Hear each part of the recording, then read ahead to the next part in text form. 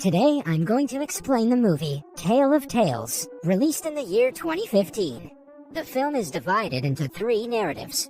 Break the change, break the yoke, break the change, break the yoke, every stroke, break the yoke, break the change, break the yoke, break the change, break the yoke, break the change, break the yoke, every stroke, break the yoke, break the change, break the yoke, every stroke, break the yoke, break the change, break the yoke, break the change, break the yoke, break the change, break the yoke.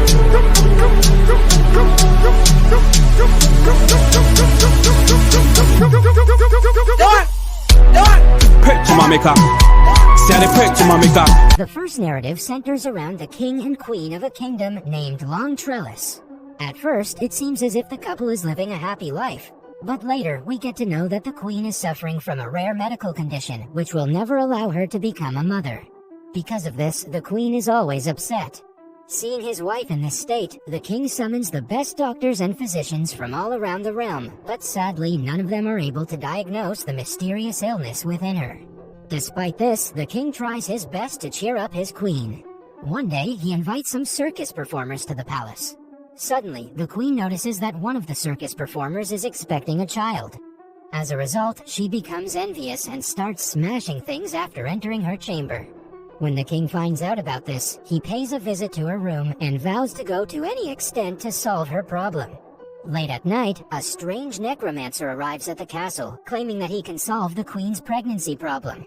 Hearing this, the king reminds him that many people have tried in the past and failed. However, the necromancer is adamant that the queen can bear a baby, but it depends on how far the king is willing to go for his queen. The king responds, "To the last extent." The necromancer reveals that he has years of experience and knows a lot about nature.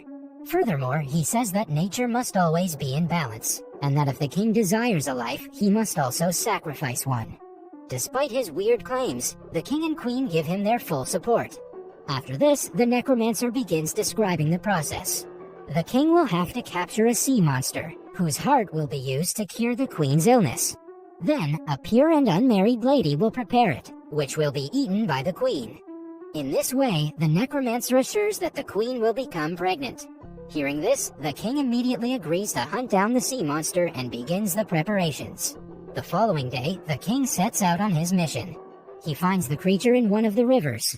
When the monster is sleeping, the king walks into the ocean to attack it. He's eventually successful in slaying the beast, but gets critically injured in the struggle. Soon, he succumbs to his injuries, but before he does, he removes the creature's heart. The queen then returns to the castle, covering the heart with a cloth. Later, a maid at the castle is found to be unmarried and pure. As a result, she's tasked with preparing the heart. While cooking, she experiences strange sensations and suddenly becomes pregnant. Soon, the queen consumes the heart, and finally, she becomes pregnant. In the next scene, the maid and the queen give birth to their children at the same time. The boys look to be the same age. The queen's son is named Elias, whereas the maid's son is named Jonah. The movie then fast-forwards to 16 years, where the children have now become adults. The queen is living a happy life with her son Elias, as she thinks that she's been given a second chance at life. However, the 2 children who were born on the same day and look like twins are not typical children, as the sea monster is represented by the white tone of their hair. They have a strong friendship and are extremely close to each other. The queen, on the other hand, despises their friendship. She informs her son that as a prince, he's not permitted to be friends with the maid's son, Jonah. Despite this, Elias ignores his mother and continues to meet with Jonah. Later, we also get to know that the kids have the capacity to breathe underwater in a unique way. In the next scene, the queen threatens her maid that if she doesn't prevent her son from meeting Elias, she and her kid will be expelled from the country. Nonetheless, the 2 seem unconcerned and meet on a regular basis. They cross the line one day when Jonah wears Elias's clothing and goes to the queen. When she discovers the truth, she chooses to exile Jonah from the kingdom. Elias makes an attempt to stop him but fails. Jonah then cuts off a tree with his knife and water starts to flow from there. He tells Elias that as long as the water is clean, he should know that he's alive, and as soon as it becomes red, he should understand that Jonah's life is in jeopardy. After saying that, he walks away. Elias checks the water regularly to see if it has turned red.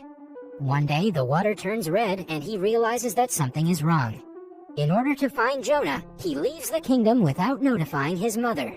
After a long search, Elias finally reaches Jonah's house. He discovers that Jonah has married a young woman. The people there identify him as Jonah, since they share the same facial features. Then he learns that Jonah had gone to the forest 5 days ago and has not returned since. Elias then goes out in search of Jonah, while the queen grows more concerned about him. Left with no options, she approaches the necromancer again, but he asks the same thing: that if she wants her kid to return, she must make a life sacrifice. The queen immediately accepts this proposal. Elsewhere, Jonah is seen injured inside a cave. A flying creature then strikes and attempts to kill him. After hearing him scream, Elias locates Jonah and terminates the creature with his sword. However, Elias is unaware that the creature is none other than his own mother. But that's what was agreed upon: life for life. In the final scene of the first narrative, Elias ascends to the throne of the kingdom and the story ends. Following this, we're shown the second narrative. The king and 2 elderly ladies, Ima and Dora, are the focus of this narrative. The king is an extremely lustful individual who is constantly surrounded by females. He drinks heavily all the time and is yet to locate his queen. With that being said, he possesses the influence and fortune to marry anyone he pleases. Later, we're introduced to 2 elderly sisters who reside near the palace. One of them is named Dora and the other is Ima. Dora is a shrewd and selfish woman, while Ima is straightforward. They hardly leave their house and are also unmarried. It's certain that they will die there alone, yet their voices sound incredibly pleasant and young. One morning, the king hears Dora singing and instantly gets smitten by her voice. As a result, he decides to meet her. Soon, the king approaches their door to get a glance of the woman. In his head, he thinks that Dora is young and beautiful. When he knocks on the door, the sisters start panicking, as they believe the king will get angry if he finds out about their appearance. After thinking for a while, they finally devise a plan, and Dora requests the king to come back after a week, so that she will be more comfortable. In the next scene, the sisters strive very hard to make their fingers look young and beautiful. Dora covers her fingers with herbs, but they still look like those of an elderly person. But on the other hand, Ima had put her finger in her mouth for many days, and as a result, it's looking quite good and young. Today, a week has passed, and it is the day for the king's visit. When the king arrives there, Dora shows Ima's finger instead of her own. Now the king is not able to hold his emotions, and believes that he has found the love of his life. However, the sisters become more worried, because if the king finds out about their truth, he will most likely terminate them. After a lot of thinking, Dora proposes a condition. She will sleep with the king only if there is total darkness, and the king agrees. In the next scene, Ima starts tightening Dora's body with glue so that it may feel like a young girl's body. At midnight, one of the guards from the temple comes to pick Dora up while there's darkness in the palace. The king sleeps with Dora, but in the morning he realizes that he spent the night with an old and ugly lady. Enraged, he orders his guards to throw Dora out of the window. Luckily, she survives the fall. In the jungle, Dora witnesses magic as a witch arrives there and finds her.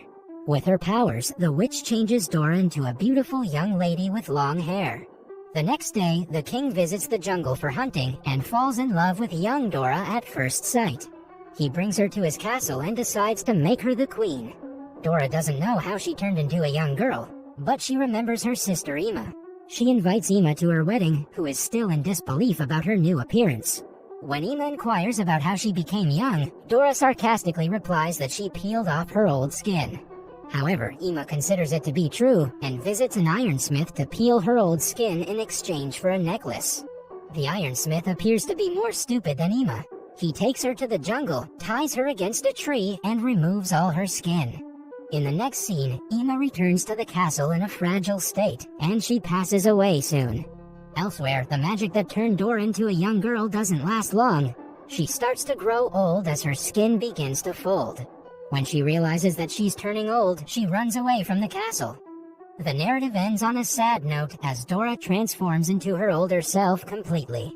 Following this, we're shown the third narrative, which is also about a king. The king is of a weird nature as his queen passed away long ago. He has an unmarried daughter named Violet, whom he has never truly loved. One day, the king sees a parasite insect on his hand, which is sucking on his blood. Instead of swatting it away, the strange king just lets it feed on himself. Later, he keeps the parasite in a glass box and allows it to feed on his blood every day. As time passes, the insect becomes huge. On the other hand, Violet, who has grown to be a beautiful young woman, always dreams of a prince. However, the irresponsible king could care less about her, as he is always busy with his parasite pet. Unfortunately, one day the parasite becomes ill and dies. This devastates the king, so he peels its skin off and tells his daughter that the time has come to find a husband for her. He says that he's going to arrange a competition, and the one who wins it will get to marry her. On hearing this, Violet becomes happy, but also a little upset as she wanted to find a husband on her own. Despite this, she agrees to the king's decision. Soon, announcements about the competition are made throughout the kingdom. The king displays the parasite's skin in his palace and announces that whoever can guess the name of the insect will win. Many people try, but no one can answer correctly, because that insect has never grown that big and old. Just then, a weird-looking ogre appears in the palace. He also wants to participate in the competition, and the king hesitantly allows him. The ogre then smells the skin and guesses the correct answer. Upon hearing this, a devastated Violet runs away to the roof and attempts to terminate herself. However, the king calms her down by saying that he cannot break his promise. Left with no other choice, Violet finally agrees. In the next scene, the ogre takes Violet far in the mountains where she cries for many days. One day, when he goes out hunting, she sees another lady on a nearby mountain. She begs for help and explains the whole scenario to her. The lady also sympathizes with her and promises to come for help. The next day, the lady, along with her family, arrives there to rescue Violet. While they're crossing over, the ogre arrives, but they successfully manage to cut the rope and he falls. Sometime later, the ogre finds the family and eliminates them one by one. He then chases Violet into a cave and begins hugging her. Violet also pretends to care, but the moment he's distracted, she finishes him off with a knife. In the next scene, Violet returns to the palace with the ogre's severed head and places it next to everyone. She then says, "This is the husband you chose," and starts crying. The king is also devastated by the sight and falls to his knees. In the final scene, Violet becomes the queen of the kingdom, and the movie ends here.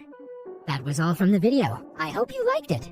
Subscribe for more content like this, and hit the like button to help us out.